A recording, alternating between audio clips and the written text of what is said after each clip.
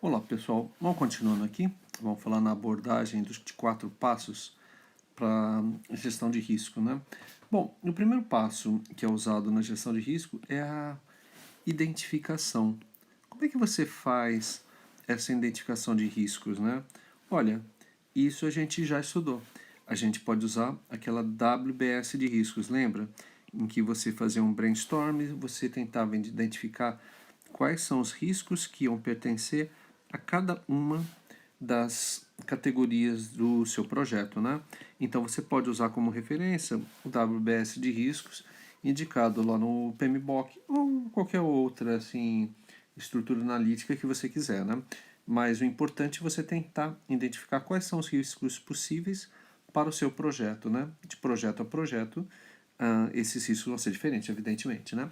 Então a primeira etapa aqui é a identificação de riscos, né? Agora vamos falar aqui de uma segunda etapa, tá bom? Deixa eu só descartar aqui e vamos pegar aqui da galeria, tá bom? Aqui, pronto. Tá aí, né? Olha, assim, né? Agora a segunda etapa, né? Então, primeiro nós fizemos aqui a identificação dos riscos, né? Agora a gente vai fazer uma classificação desses riscos segundo a sua probabilidade de ocorrência e segundo o seu grau de impacto, né? Então a gente pode pensar o seguinte: se você tem um risco cuja a probabilidade de ocorrência é alta e cujo o grau de impacto é alto, você pode pensar que esse risco aqui ele é um risco extremo, né? Ou seja, ele tem uma grande probabilidade de ocorrer e se ele ocorrer vai trazer um grave prejuízo para o seu projeto. Por outro lado, você pode ter um risco aqui cuja probabilidade de ocorrência seja baixa e cuja o impacto em relação a ele também seja baixo, né? Então você tem o risco aqui com uma severidade mínima para o seu projeto, né? Bom, então a gente fala assim, olha, eu estou classificando os riscos em função da sua probabilidade de ocorrência em relação ao seu grau de impacto, né? Agora, eu poderia considerar um risco com uma severidade média, né? Quando você tem aqui uma severidade alta, quando você tem ou a probabilidade de ocorrência alta, que seria esse caso aqui, ou quando você tem um grau de impacto alto, né? Aí, nesse caso, é um risco aqui de severidade alta. Finalmente, você teria um risco de severidade média quando você tivesse tanto a probabilidade de ocorrência quanto o grau de impacto aqui médio, né? Bom, a gente comentou aqui um pouquinho como é que você criaria uma matriz de severidade aqui para os riscos do seu projeto. Uma pergunta que os alunos fazem assim, normalmente, essa é a forma única de fazer isso, né? Teria outra forma de fazer? Você pode criar a sua matriz de severidade do jeito que você quiser. Não necessariamente você tem que seguir o que está preconizado no PMBOK. Mas lembra, a PMBOK é um guia de referência, né, que trazem as melhores práticas que o pessoal normalmente faz. Bom, uma vez aqui que eu defini a severidade do meu risco, eu vou associar essa severidade do meu risco com as estratégias que a gente viu na aula anterior, né? Então, por exemplo, no risco probabilidade extrema, esse risco aqui eu vou, de uma severidade extrema, eu vou querer evitar a todo custo, né? Que tem uma probabilidade alta de ocorrer e um impacto alto, né? Olha, um risco que tem a probabilidade muito baixa de ocorrer, né? E o impacto muito baixo, eu posso aceitar, né?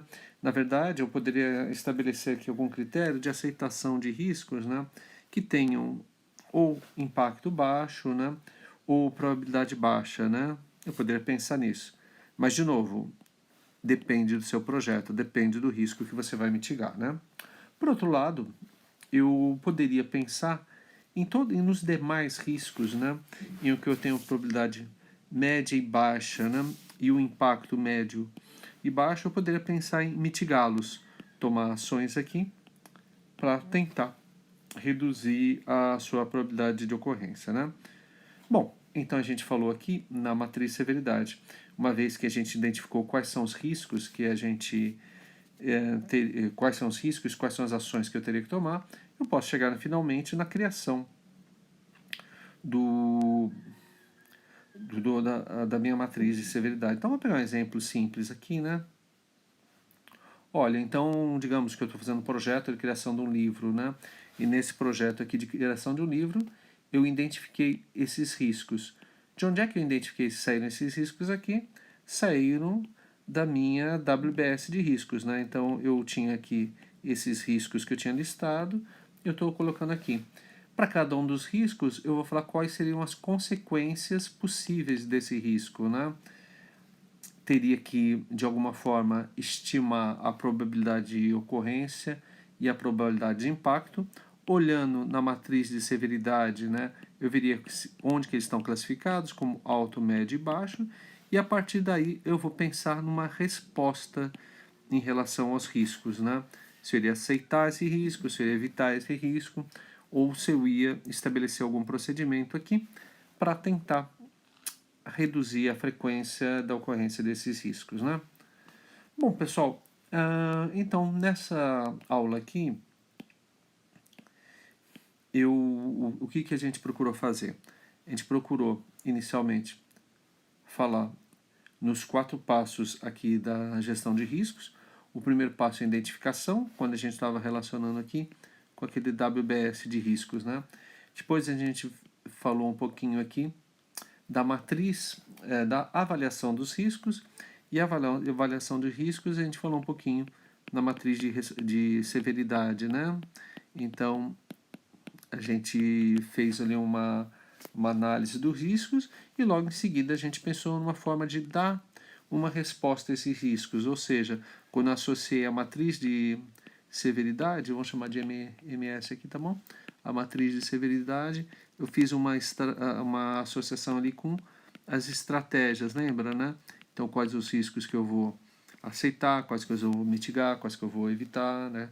Enfim, então eu fiz essa associação, eu documentei aqui os riscos, né? Eu criei aqui uma matriz, e nessa matriz eu defini quais eram os riscos, né, quais eram os impactos deles, né, qual a probabilidade de ocorrência, o impacto, a severidade, e no final das contas aqui, quais seriam as respostas que eu iria dar a esse risco. Bom, então isso aqui foi uma visão geral de como a gente conseguiria gerenciar um risco ali num projeto. De novo, essas videoaulas, sim, curtinhas, a ideia da videoaula é dar uma revisão do que está escrito no livro, né? Não baseie o seu curso apenas na videoaula, tem que ler o livro, pensar, tentar usar os conceitos que estão ali no livro no seu projeto. Tá legal? Então é isso aí, pessoal. Até a próxima aula.